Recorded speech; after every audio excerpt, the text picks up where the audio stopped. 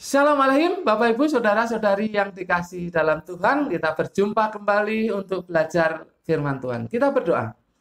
Bapa, dalam nama Tuhan Yesus, terima kasih kami akan belajar firman-Mu. Biarlah Roh Kudus yang menolong kami, sehingga kami sanggup memahami kebenaran firman-Mu ya Bapa. Dalam nama Tuhan Yesus. Amin. Bapak Ibu, Saudara-saudari yang dikasihi dalam Tuhan, hari ini Jumat 27 November 2020, kita akan belajar dari 1 Yohanes pasal 1 ayat 5 sampai 10.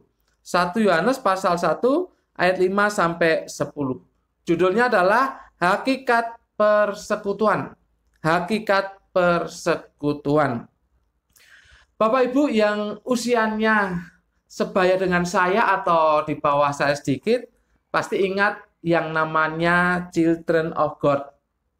Itu sebuah aliran sesat yang didirikan oleh pendeta David Brandberg pada tahun 1968 di California, Amerika Serikat. Nama itu yaitu Children of God itu dipakai dari tahun 68 sampai tahun 77. Kemudian tahun 78 sampai 81 berganti nama menjadi The Family of Love. Tahun 82 sampai 94 berganti nama lagi menjadi The Family. Lalu tahun 2004 sampai sekarang itu menjadi The Family International. Children of God masuk ke Indonesia tahun 80-an dengan nama The Family of Love. Apa yang salah dari aliran ini sehingga dikatakan sesat oleh gereja-gereja Tuhan? Karena aliran ini mempraktekkan kasih secara bebas. Mempraktekkan kasih secara bebas, terutama adalah seks bebas. Dilakukan di dalam atau setelah persekutuan. Nah, kalau demikian persekutuan macam apa ini? Persekutuan macam apa? Yang kayak gini nih. Nah, oleh sebab itu pada saat ini saya mengajak Bapak Ibu Saudara-saudari untuk memahami hakikat dari persekutuan. Kita belajar dari apa yang ditulis oleh Yohanes mengenai persekutuan. Paling tidak ada dua hal penting berkaitan dengan hakikat persekutuan. Yang pertama, hakikat persekutuan adalah kehidupan dalam terang. Kehidupan dalam terang. Mari baca ayat yang kelima sampai yang ketujuh. Demikian. Dan inilah berita yang telah kami dengar dari Dia dan yang kami sampaikan kepada kamu. Allah adalah terang dan di dalam Dia sama sekali tidak ada kegelapan. Jika kita katakan bahwa kita beroleh persekutuan dengan Dia, namun kita hidup di dalam kegelapan, kita berdusta dan kita tidak melakukan kebenaran. Tetapi jika kita hidup di dalam terang, sama seperti Dia ada di dalam terang, maka kita beroleh persekutuan seorang dengan yang lain. Dan darah Yesus anaknya itu menyucikan kita daripada segala dosa. Bapak Ibu, apa itu terang? Apa itu terang? Terang itu dalam bahasa Yunani itu phos, ya artinya memang terang. Tetapi di sini menunjuk kepada unsur dan lingkungan Allah. Unsur dan lingkungan Allah. Seorang ahli Alkitab bernama Albert Barnes menjelaskan bahwa terang adalah lambang kemurnian, lambang kekudusan, lambang kebenaran, lambang pengetahuan, dan lambang kebahagiaan. Jadi kalau dikatakan bahwa Tuhan itu terang, itu berarti Dia memiliki semua yang saya sebut tadi. Bapak Ibu Saudara-saudari yang dikasihi dalam Tuhan, jadi yang namanya persekutuan itu harus hidup dalam terang, berarti harus hidup dalam kekudusan, kemurnian, kebenaran, juga dalam kebahagiaan, dalam pengetahuan tentang Allah. Itu yang namanya persekutuan. Jadi di dalam persekutuan itu terasa sekali kebenaran, kekudusan, dan yang saya sebut tadi. Nah, kalau ada kegelapan, ya namanya bukan persekutuan. Makanya saya kasih contoh Children of God tadi. Itu bukan namanya persekutuan kalau demikian. Karena di dalamnya ada kegelapan. Jadi yang namanya persekutuan, hakikatnya adalah kehidupan dalam terang. Di mana Allah itu terang adanya. Berarti ada kekudusan, ada kebenaran, pengetahuan, kebahagiaan. Itulah namanya persekutuan. Jadi Anda dan saya bisa mengevaluasi, mengoreksi setiap persekutuan yang kita ikuti. Apakah ada semacam itu tadi? Kekudusan, pengetahuan, kebenaran, kemurnian, atau ada yang lain? Kita bisa mengevaluasi. Tetapi hakikat sejati dari persekutuan adalah kehidupan dalam terang. Kemudian yang kedua, hakikat persekutuan adalah pengakuan dan pengampunan dosa. Ayat 8 sampai dengan yang ke-10 demikian. Jika kita berkata bahwa kita tidak berdosa, maka kita menipu diri kita sendiri dan kebenaran tidak ada di dalam kita. Jika kita mengaku dosa kita, maka Ia adalah setia dan adil, sehingga Ia akan mengampuni segala dosa kita dan menyucikan kita dari segala kejahatan. Jika kita berkata bahwa kita tidak ada berbuat dosa, maka kita membuat Dia menjadi pendusta, dan firman-Nya tidak ada di dalam kita. Sebetulnya intinya demikian. Bukan berarti orang-orang persekutuan itu tidak bisa jatuh dalam dosa. Bukan. Bukan berarti orang-orang percaya, orang-orang persekutuan itu tidak bisa jatuh dalam dosa. Bukan itu. Oleh sebab itu yang penting di sini, kalau ada yang jatuh dalam dosa, maka harus ada pengakuan dosa. Harus ada pengakuan dosa. Karena itulah yang membuat Tuhan mengampuni.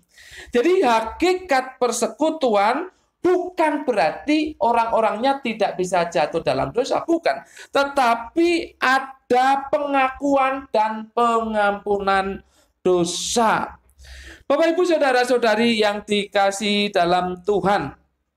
Jadi yang namanya persekutuan itu jangan menyembunyikan dosa dan juga jangan mendendam satu dengan yang lain. Mari kita evaluasi persekutuan yang kita ikuti. Kita sadar bahwa kita pernah jatuh dalam dosa dan bisa rentan jatuh dalam dosa. Tetapi adakah pengakuan di sana? Karena dengan pengakuan itu maka ada pengampunan dosa. Karena Tuhan yang kita sembah ialah Tuhan yang setia dan adil. Dia akan mengampuni dosa kita kalau kita mengaku dosa. Jadi hakikat persekutuan adalah pengakuan dan pengampunan dosa. Bapak, Ibu, Saudara-saudari yang dikasih dalam Tuhan, dari ayat firman Tuhan ini apa yang kita bisa pelajari dan lakukan dalam kehidupan kita? Bukankah kita orang-orang persekutuan, yaitu gereja? Bukankah kita adalah orang-orang persekutuan, yaitu gereja? Kalau demikian, perhatikan ini. Kalau demikian, ya jangan menggosiplah. Jangan memfitnahlah. Jangan menjatuhkanlah satu dengan yang lain. Jangan menyebar hoax. Jangan melakukan hal-hal yang negatif, karena kita persekutuan. Kita persekutuan, saling membangun, bukan saling menjatuhkan. Oleh sebab itu, sebagai orang-orang persekutuan, jauhkan diri dari dosa, apapun bentuknya. Seperti tadi saya katakan, Children of God, mereka mengatakan melakukan kasih, tapi mereka kebablasan, itu dosa. Dan itu harus kita tolak hal yang semacam itu. Dan kalau kita jatuh ke dalam dosa, sebagai orang-orang persekutuan kita harus cepat bertobat, cepat bertobat, cepat mohon ampun kepada Tuhan. Karena ada pengampunan ketika ada pengakuan dosa. Tuhan pasti akan ampuni kita kalau kita sungguh-sungguh mengaku dosa di hadapannya. Dengan demikian, satu dengan yang lain juga jangan mendendam. Misalkan yang A berbuat salah kepada yang B, dan itu dosa. Dia mengaku dosa dan Tuhan ampuni. Yang B ini ya jangan mendendam. Jangan mendendam, namanya hidup dalam persekutuan, ya harus memaafkan. Itulah hakikat persekutuan. Bapak, Ibu, Saudara-saudari yang dikasih dalam Tuhan. Sehingga kita tahu bahwa sesungguhnya persekutuan itu adalah hidup dalam kekudusan, dalam kebahagiaan, dalam kebersamaan, saling membangun, bukan saling menjatuhkan. Kalau ada yang berbuat salah, berbuat dosa, harus minta ampun dan minta maaf. Dan diampuni serta dimaafkan. Jangan mendendam satu dengan yang lain. Jangan menjatuhkan satu dengan yang lain. Jangan memfitnah, jangan menggosip, jangan menyebar hoax. Itu bukan persekutuan, tapi persekutuan itu menyebarkan kebenaran, bukan menyebarkan hoax. Bapak, Ibu, Saudara-saudari yang dikasihi dalam Tuhan, kalau Anda dan saya menyadari sebagai orang-orang persekutuan, mari kita jauhkan perkara-perkara yang berkaitan dengan dosa. Mari kita dekatkan dengan perkara-perkara yang membangun satu dengan yang lain. Sekali lagi, hakikat persekutuan adalah hidup di dalam terang, yaitu dalam kekudusan, kebenaran, pengetahuan, kebahagiaan, kemurnian, dan juga dalam pengakuan dosa dan pengampunan dosa. Jika persekutuan itu seperti itu, maka Tuhan berkenan dan Tuhan akan memberkati setiap anggota persekutuan itu dengan berkatnya yang melimpah, terutama berkat rohani. Amin. Mari kita berdoa. Bapa, dalam nama Tuhan Yesus, terima kasih kami diberikan pelajaran yang penting pada saat ini, yaitu mengenai hakikat persekutuan.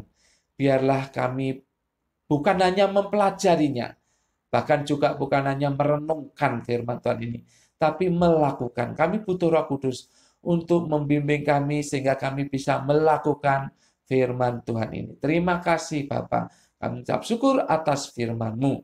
Dan biarlah Roh Kudus yang terus membimbing, menyertai, dan menolong kami. Dalam nama Tuhan Yesus, kami berdoa dan mengucap syukur. Setiap kita yang siap hidup sebagai orang-orang persekutuan yang sejati, berkata amin. Tuhan memberkati Bapak, Ibu, Saudara-saudari senantiasa.